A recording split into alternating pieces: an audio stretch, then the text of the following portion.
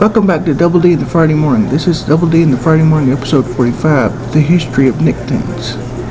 The History of Cartoons, part 35. The History of Nicktoons, August 11th, 1991 to present. This show, Doug, was the very first ever Nicktoon that aired on August 11th, 1991, and it's a show about an 11-and-a-half-year-old moving to a new town called Bluffington, where he meets his friend Skeeter and the town bully Roger Klotz, and essentially from the start has a crush on the town beauty Penny Mayonnaise. It was a show about an ordinary boy with a wild, active imagination. He had his friends and his foes, and his loyal dog Porkchop. But it was really just a show about life. It was essentially a predecessor show to the show that I'm going to talk about later, Hey Arnold. The original Nick version of the show lasted for 4 seasons at 52 episodes, and had what's known as an ensemble cast. Fred Newman was the voice of Skeeter and the voice of his dog Porkchop. Billy West was the voice of the bully, and Doug the main character. And Constance Shulman was the voice of Patty Mayonnaise. Billy West was also the voice of Joe Valentine, Skeeter's dad. Skeeter was also the voice of the person that does the theme song, Fred Newman, which he did by just making noises with his mouth. And even the instrumental stuff on the show in between when Billy West is talking as Doug was Fred Newman just making noises with his mouth. The main bully on the show, Roger Klotz, that was also voiced by Billy West, had his entourage of people that he hung around with, his bully gang, if you will. They weren't so much the bullies. Roger was the leader of the group, and he was the big bully. They were just mean kids. In the first episode, you meet his friend, the bully, and his wacky neighbor, Bud Dink, which is an acronym for Dual Income No Kids, and his wife, Tippy Dink, who later becomes the mayor. Because later in the show, when there's a mayor election, the mayor, Bob White, doesn't pay attention to the politics and loses the election.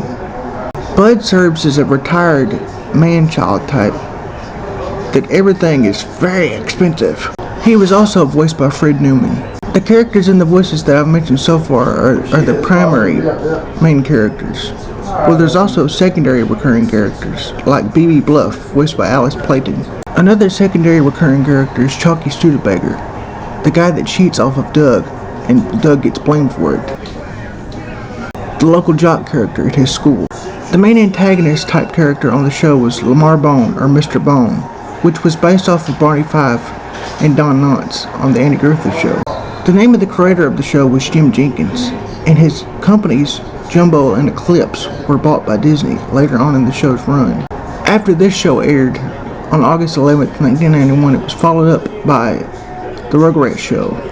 This is Rugrats, the second of the first 3 Nicktoons. It aired right after Doug, and in between Doug and Ren and Stimpy. The very first episode of this show that aired on August 11th, 1991 was Tommy's first birthday. In the inaugural episode, Tommy, Chucky, Phil, Lil, and Angelica, all 5 of them try to get some dog food because they believe if they eat some dog food, they'll turn into dogs. And that's just the beginning of the adventures of the Rugrats. Like most of you have probably already noticed, and just from watching the show as a kid, Tommy was the protagonist. He was the leader, and Angelica was the antagonist. She was the villain, if you will.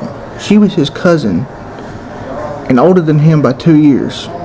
Chucky was his best friend, the local coward of the group that was older than him by a year.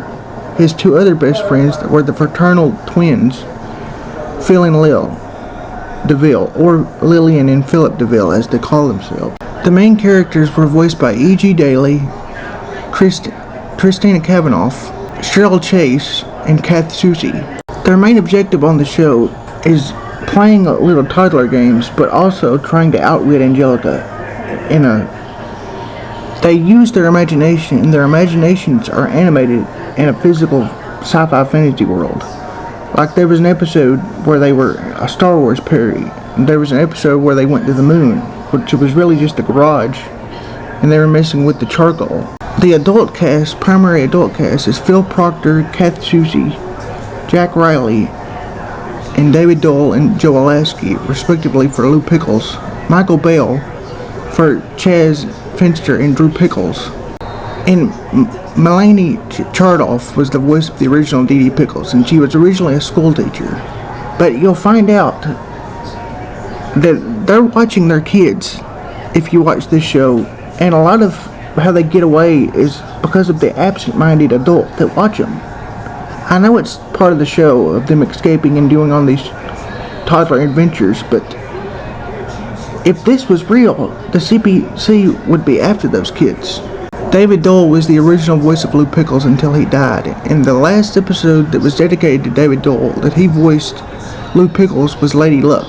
Another example of their adventures that they've been on, they also went on a vacation during the second incarnation of the show in the 90s, when they reanimated the show from 97 to 04. They went on a vacation as a family to Las Vegas in the episode called Vacation. Another example of the difference between the kids and the adults on the show is his dad is more conservative and his mom's more liberal.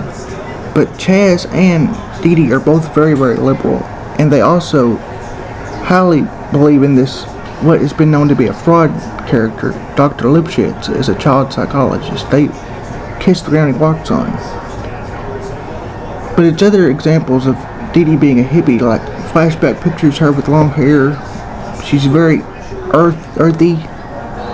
And in the episode Naked Tommy, when he goes around going naked and the rest of his friends go naked, she's the only one that seems to be fine with it. Stu has a big problem with it. Another voice actress I forgot to mention was E.G. Daly. She was the voice of Tommy, and she said that's her favorite episode because it really tapped into its real childlike innocence. This is the name of the third of the first three Nicktoons, Ren and Stimpy. Created by the company Spumco by their founder, Johnny K, which I'm not going to go into much detail about him for obvious reasons.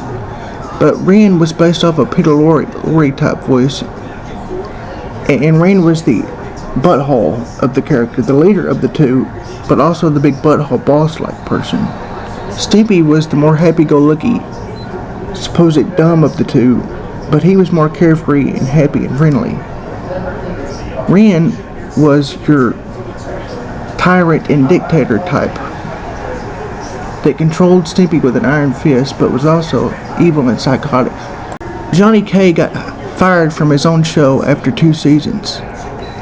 The show lasted from August 11th, 1991 till August of 1995 for 5 seasons.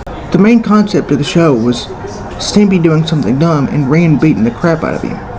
But there's other things that was in the show, like they made fun of wildlife documentaries, they made fun of old 1950s and 60s toy commercials, like Ideal, and like the log commercial, and Log for Girls, and the log jingle. The show also had a lot of sight gags. You had to catch them because they were blinking, you'll miss it type of thing. But even though the show was the third Nicktoon, it had more of an MTV vibe, kind of a Real World or Jersey Shore, if you will. It was more of an adult cartoon of the first 3 than any of them. One of their famous visual gag things is the Happy Happy Joy Joy dance, and they would have something similar to Fractured Fairy Tales like on Bullwinkle and Rocky, where they would do stories, but they would put themselves in the story. Instead of Robin Hood, it would be Ren Hoek or Robin Hoek, and they would do a Rapunzel story, but instead of climbing up the long locks of hair, Stimpy would be holding down a big long nose hair, and Ren would have to climb up. Gags like that, similar to the Looney Tunes, but way more in that kind of era of gags that were meant for adults than they ever were meant for kids. This is the 4th Nicktoon, created by Joe Murray, Rocco's Modern Life, which follows a young wallaby, Rocco, at O-Town, USA, his hometown. A Australian immigrant from Australia that immigrates to O-Town loses his job at a comic book conglomerate and goes into a local comic book store, Kind of Law Comics, and gets a job there. Meanwhile, living in the town, he lives by a Ebenezer and Scrooge, 7 neighbors, mainly the husband, Ed Bighead, who is one of the main antagonists of the show. His wife, Bev, or Beverly, is a lot nicer to Rocco. He's got two friends, Filbert Turtle, that's kind of a base off of Woody Allen, and Heifer Wolf, that is a steer, but people always call him a cow. That is he's the big glutton on the show. They've known each other since junior high, and they're all three in their 20s. Heifer is a complete opposite of his wolf family, because his name is Heifer Wolf. They're wolves, and they adopted him. Originally they were going to eat him, but they fell in love with him, so they raised him as their son. This show, The Rocco Show, is a lot like its predecessor and known for its satirical humor and satire of actual things. Like the original name of the restaurant, which ended up being called Chewy Chicken, was called Choky Chicken. Also, like its predecessor, it's known for its adult humor. Like one time when Ed was gonna try to get them to play bowling, they were playing a game, and they didn't say what the game was called, but they were playing a board game where they were spanking a monkey. Need I say more? Rocco's catchphrase is "something is a very dangerous day," and the something could be a very assortment of different things. Shopping is a very dangerous day. Garbage day is a very dangerous day. It's something another, and then he says it's a very dangerous day. He is the main character. He is a down on your luck basically kind of person, and all of the episodes are him dealing with modern dealings of life, paying bills, getting food for the holiday, or getting through the day, which he cannot do. There's always some sort of roadblock in his daily attitude and stuff. He tries to have the best attitude, and he does. He also has a dog named Spunky that isn't the brightest dog, but he loves him anyway. The voice cast of Rocco: Carla Alexacki was the voice of Rocco, Tom Kenny was the voice of Heifer, and Doug Lawrence, or Mr. Lawrence, was the voice of Filbert. Charlie Adler was the voice of the Big Heads, the wife and the husband, Ed and Bev. And this is the fifth cartoon, All Real Monsters. Centers around three main characters, Oblina, Ickis, and Crumb, that are monster high school students, teenage students, that are just monsters, that are just like you and me, except they're monsters, that are just trying to get their education and get their monster degree and become full-fledged adult monsters. But even though I've been out of school for 13 years, I can relate to the high school shenanigans of the three main characters, because they're just simply trying to get their education. But come on, this is a Nicktoon, and they don't get their education. They go around being teenagers and misbehaving, and that's the plot. They're at this high school monster dormitory private school that's at the human dumpster and city dump, if you will. And they're inside. Their secret interest is an old-fashioned washer-dryer unit. The school is underground, and they're the three, not just the three main characters, but the main juvenile delinquents at this school. A running gag on the show is the Ickis character is a monster, but he looks like a cross between an elf and a rabbit. So the humans in this world identify him as a bunny rabbit, and something that's not scary. His power is he can grow up super large and get cherry red tomato eyes and grow out some big vampire-like teeth and yell. Oblina's main disguise, since she looks like an umbrella already, is she hides in people's umbrellas and scares them by not only yelling but projectiling her small intestine out of her mouth.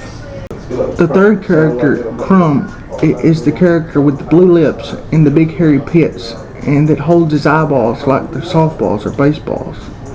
And instead of keeping his teeth in a glass of water, the gag with there is he keeps his eyeballs in a glass of water. In that universe, the three main characters are the essential animated equivalent of Ron, Harry, and Hermione. They go around as a trio causing trouble, not just scaring people in the human world, which they're supposed to because they're monster students, but getting in all kinds of trouble in the basement junkyard school area. They get in all kinds of trouble, and have almost gotten expelled tons of different times. This is the 6th cartoon, Hey Arnold, that was created by Craig Bartlett and premiered in 1996 and wrapped up production in 01, but didn't quit airing until 04 because they had leftover episodes they had not aired yet. The main plot of the show centers around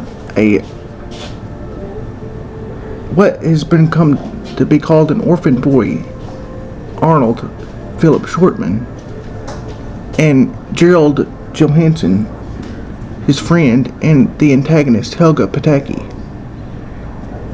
He lives in a ghetto part of the, not exactly the ghetto, but a near part of the ghetto area in Hillwood called Sunset Arms. And Arnold essentially lives in the penthouse suite because he's the grandson of the owners, so he got the best room. His grandparents are a key factor. They're the parents of his dad. The grandparents are voiced by Dan Castanella and Trace McNeil, Phil and Gertie. And Phil does his best to cover for the fatherly advice and be kind of a surrogate father to his grandson.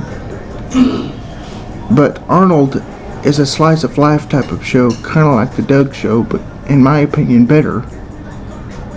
That's just, it's a boy living in a city and going through his life. And that's basically the show. He looks for his parents all throughout the series, but doesn't find them until 2017's Arnold the Jungle movie. The movie that was going to air originally is the original series finale movie, but Nickelodeon wanted to do Arnold the movie, which he was going to call Arnold Saves the Neighborhood. But that movie didn't do good, so they didn't originally do the Jungle movie, and shelved it for nearly 20 years until Arnold the Jungle movie aired in 2017. The show started out as claymation shorts that he did back in the early 90s and late 80s, and evolved into a theatrical release short just simply called Arnold. That same plot was reused as an episode called 24 Hours to Live that was originally aired as a prequel short to the movie Harriet the Spy, the very first Nickelodeon movie.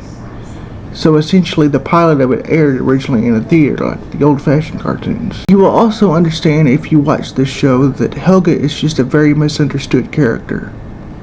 She's not as mean as they implied her to be. She comes from a very dysfunctional home where she is neglected by her perfectionist older sister and her parents because of her perfectionist older sister. The 7th Nicktoon was a spin-off of one of their sitcom variety shows, All That. It was called Blaam, which was, they took the combination of comics, traditional comics and cartoons, and mixed them together, and that was Blaam.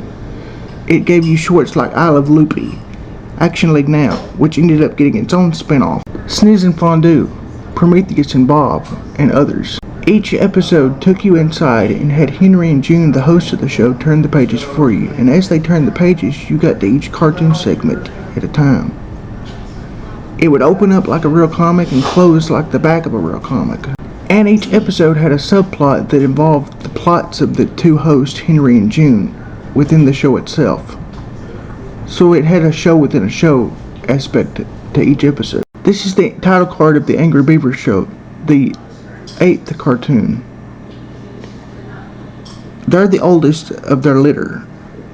Norbert is the very oldest and Daggett is the second oldest.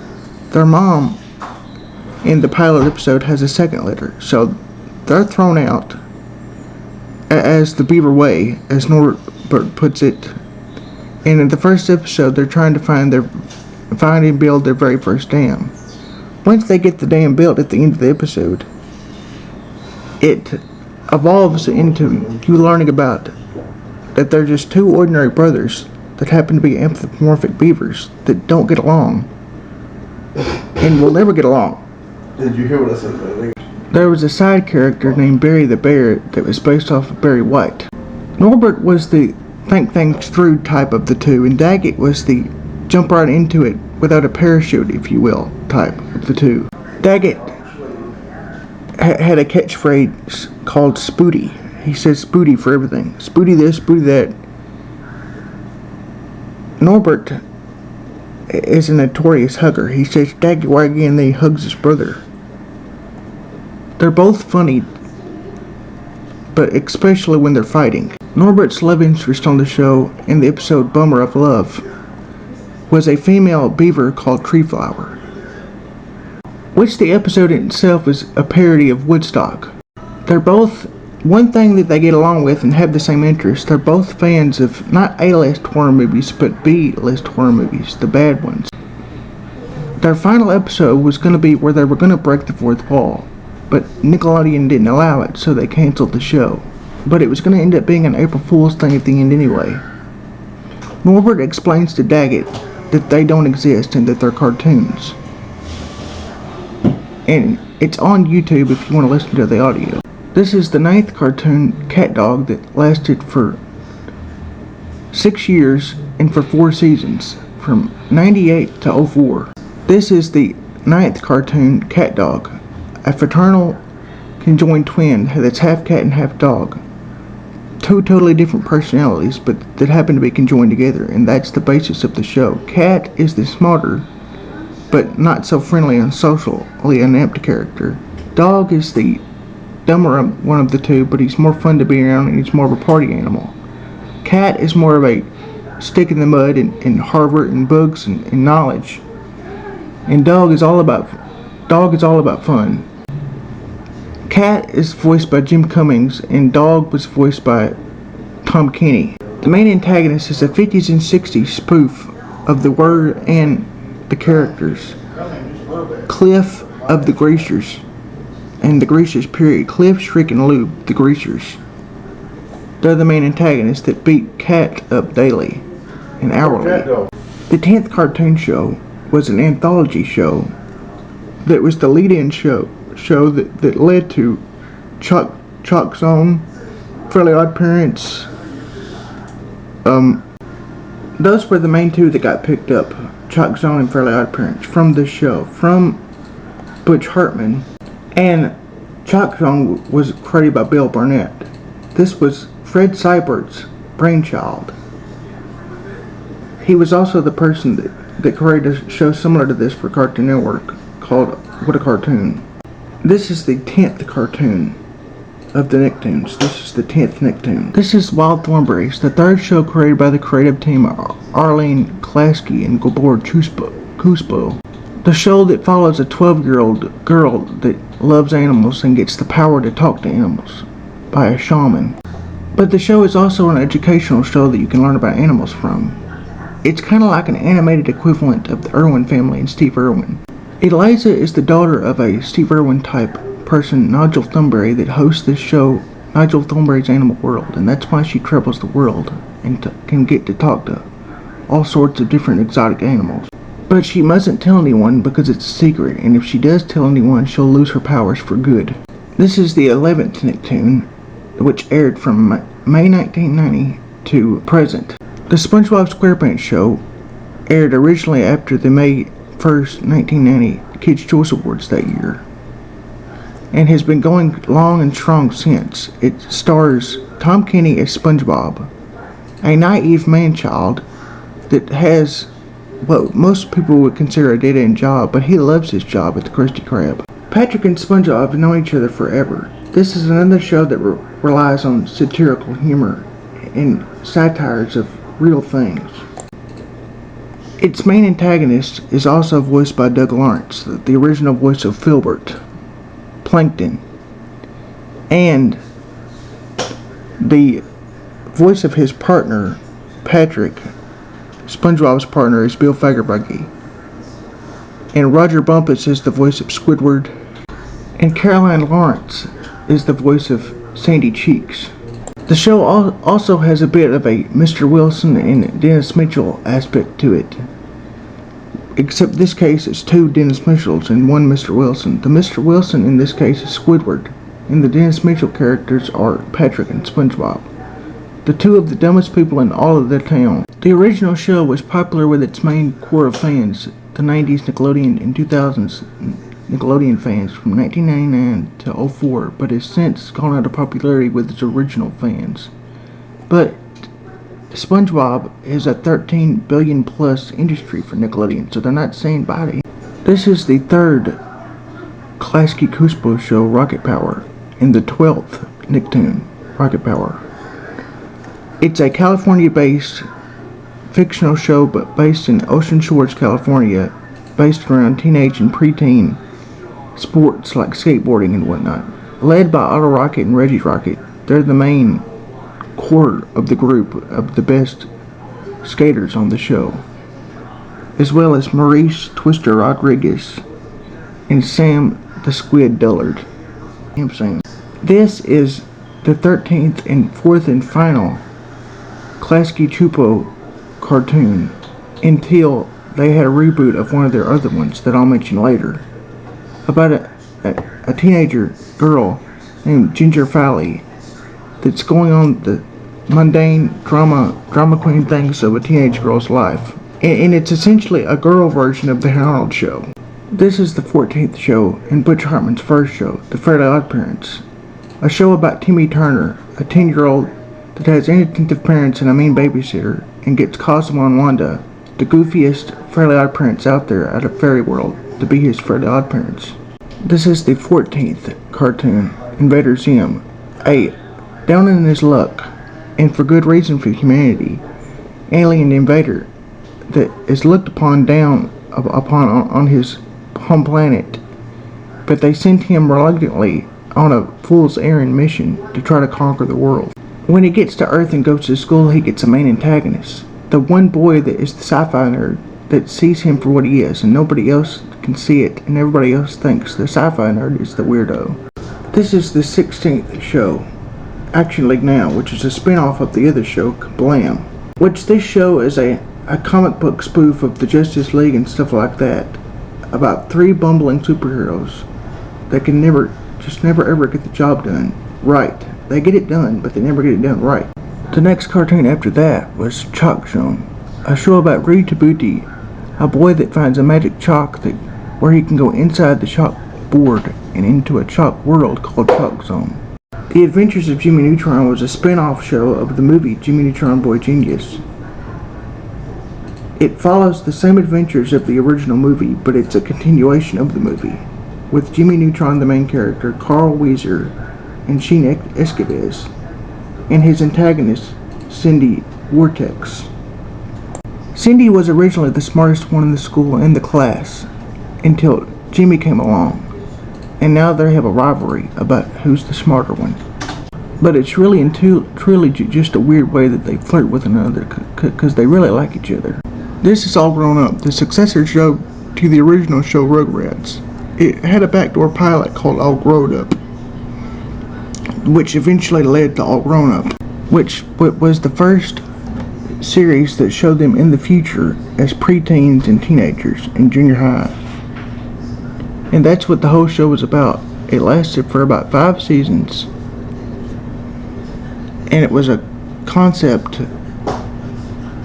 of, unlike the de-ageification of the Hanna-Barbera late 80s and early 90s, this was a flash forward showing the characters as younger teenage kids instead of babies and toddlers. This is another Nicktoon that was spun off from that Oh Yeah Cartoons segment of this video that I mentioned.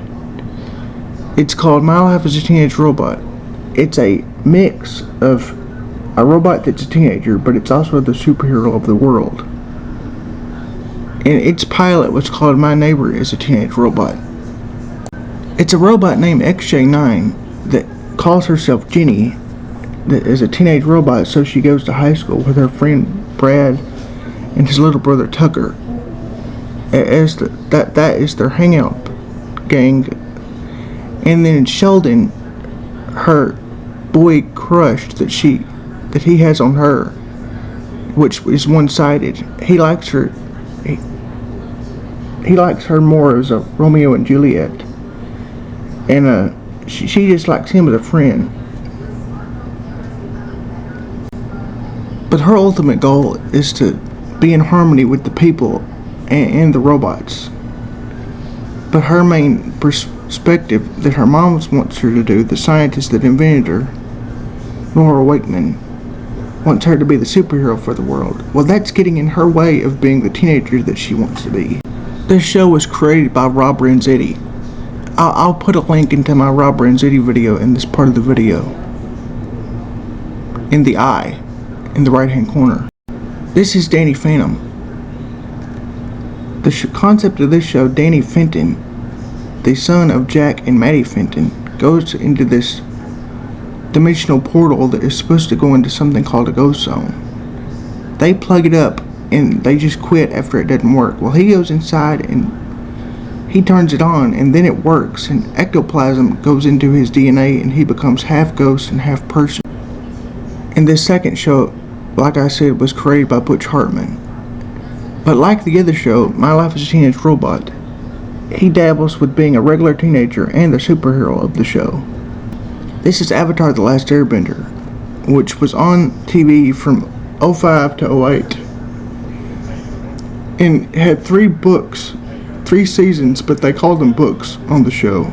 The first one was water, the second one was earth, and the third one was fire. The airbender named Aang, that was frozen in cryogenic freezing animation, is unearthed 100 years after this 100-year war by 2 waterbender tribe people. And although he is a great master, he has a lot to learn before he can save the world. And the reason he only had to learn the 3 other elements is he was a master of airbending already. This is Doug TenNapel's Cat Scratch that only lasted for 1 season, and it was based off of a comic book series of his. As the song says when you watch an episode, Colton and Waffle and Mr. Blick, when the old lady died, she left them rich with a house and her monster truck and all of that kind of stuff that's in the show. This old lady left them an heir to their big fortune, and hilarity ensues. This is another show that only lasted for 1 season, The X's, which is a parody of James Bond and Austin Powers and that kind of stuff, about a family called the X's that's a super spy family. And they also live in an animatronic house called Home Base, which is their house. This Nicktoon is El Tigre, The Adventures of Manny Rivera. This young 12-year-old has a hero dad and a supervillain grandfather, and they fought between the family of which one he's going to be. And that's the concept of the show. Every time he does something bad, the grandfather likes it, and every time he does something good, the dad likes it. So it's a constant struggle of which one he's going to be. This cartoon was a spin-off of a Nickelodeon game called Tak and the Power of Juju. This cartoon is based off the game, and it's just like the game. You know, he lives on the island, he has the power of the Juju, and hilarity ensues. It's kind of like a kid version of Survival, I guess you could say. Or Gilligan's Island. This one is called Back to the Barnyard, which is a continuation of another Steve-O movie, the person that created Jimmy Neutron and the Jimmy Neutron show. It's a continuation of his Barnyard movie that was originally a Nickelodeon movie. And this one is the story of Mighty Bee. Bessie Higginbottom is a Girl Scout called a honeybee, and she wants to be the best. She wants to be the Mighty Bee, if you will. The show was created by Amy Poehler, and Amy Poehler also voices the main character. She's the protagonist, but she also has antagonists in her honeybee group that tries to boycott her attempts at being the best Girl Scout. And this one is Penguins of the Madagascar. Remember the penguins from the Madagascar movie? Well, this is their spin-off show called The Penguins of Madagascar. And they're what some would describe as psychotic moron types in the show, and they all try to be kind of James Bond-like and just go around the zoo and hilarity ensues. This next cartoon is Random Cartoons, which is the second of the Fred Seibert type cartoons that he did for Nickelodeon. The first one was Oh Yeah Cartoons, which is earlier in the video, and the second one was this one, Random Cartoons. Fanboy and Chum Chum spun off from this Random Cartoons show, and Adventure Time, which later went on to Cartoon Network, got passed by.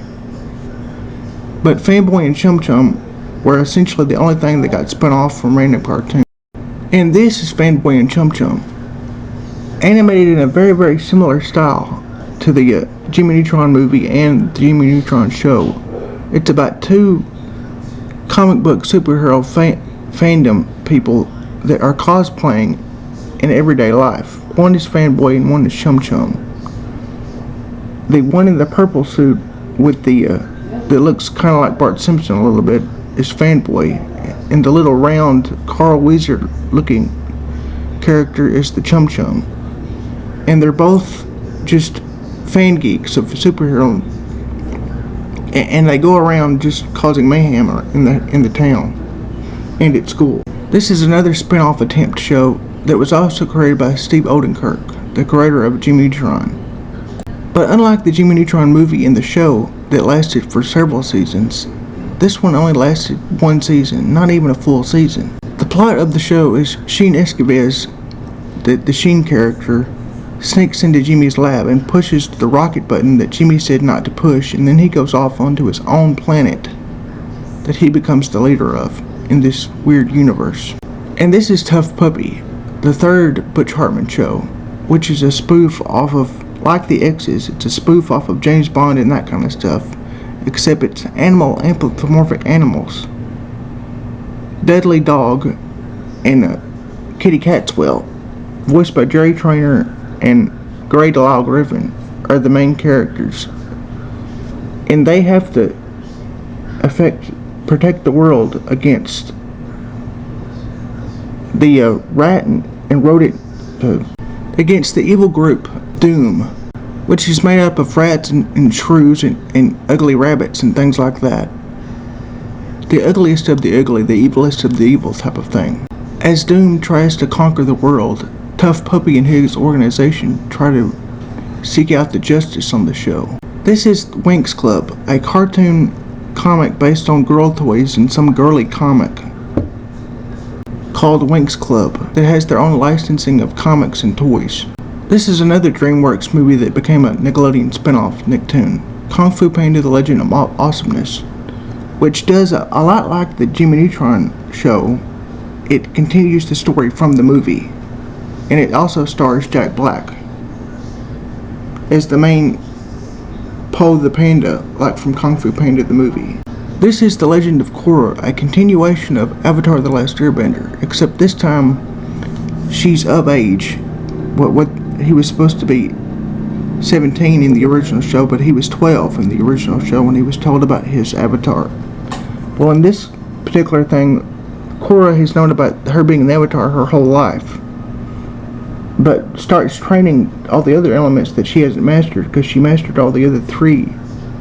The only one she hasn't mastered is air, and she goes to Master Tenzin, Aang's son, to learn airbending. Also, this show is set in the future after Republic City was built, and it was supposed to be the city of harmony. But in the future, past all that, there are antagonists that are against benders, called the anti-benders. This is another one-season show of the Nicktoons. This Nicktoon is called Robot and Monster, essentially a kid version of the old show, The Odd Couple. One is a monster and one is a robot. Can they live together? The only way you can tell and see is if you watch the show. This particular cartoon is one of the many cartoons based on the comic book series Teenage Mutant Ninja Turtles by the Dark Horse comic book people. There have been many interpretations of Teenage Mutant Ninja Turtles, or TMNT, but this is just one of the latest from the 2010s. This is another Nickelodeon TV spin-off of a DreamWorks movie. This one is Monsters vs. Aliens. which is just a continuation of the movie like the other ones that I mentioned. This show, called The Loud House, is about a boy Lincoln Loud and his 10 other sisters and 2 parents, Rita Loud and Lynn Loud. Its art style is heavily influenced by newspaper comics. This is the 4th and last Butch Hartman show, Bunsen is a Beast. It only lasted for 1 season, and he left the show. He left the network afterward. This is the successor show to the other Teenage Mutant Ninja Turtles show that I was talking about. This is the rise of the Teenage Mutant Ninja Turtles that lasted for 2 seasons. The other season show that was in CGI lasted for 4 seasons. This show that was in 2D animation only lasted for 2. This show lasted from fall of 2019 till September 30th, 2022. It lasted for 3 seasons and was a spin-off show where the running-in character, Lincoln Loud's boyfriend on the other show, left into a bigger city from Royal Woods to another city to live with her grandparents and the rest of her family. This show is Camp Coral, SpongeBob's Underyears. It was a spin-off show that was a DH animation show similar to what Hanna-Barbera did in the late 80s and the 90s with the show like Flintstones Kids. Except this show takes the concept of SpongeBob being a kid and being at Camp Coral this summer camp throughout the whole show. And it kind of rewrites the show's history, implying that he met Sandy at the summer camp. But we all know the truth to that. This was the first Nicktoon on the list that I've mentioned so far that was an exclusive to Paramount Plus for a while. It has since re-aired rerun episodes on Nickelodeon, but it's a Paramount Plus show. This is the second show that's a Paramount Plus cartoon. It's a revival of the old 1990s cartoon that aired back on August 11th, 1991 till 04, the Rugrats. Except this is a CGI show, and a more modern one with social media and that kind of stuff. It has the original voice actors, but it's a completely different show. But still try it out if you want to give it a shot. The Patrick Starr Show was a rewrote the show kind of spin-off. It's Patrick Starr and his family, but it's his sister Squidina and his mom and his dad in an alternate universe that's not connected to the show at all. And he has a show called The Patrick Starr Show. And it's okay. It also has an episode where he's retooling his show where he does nods to other Nicktoon shows like Blue's Clues. And the last show that I'm going to talk about is Big Nate, their second CGI type show on Paramount Plus that's a Paramount Plus Nicktoon.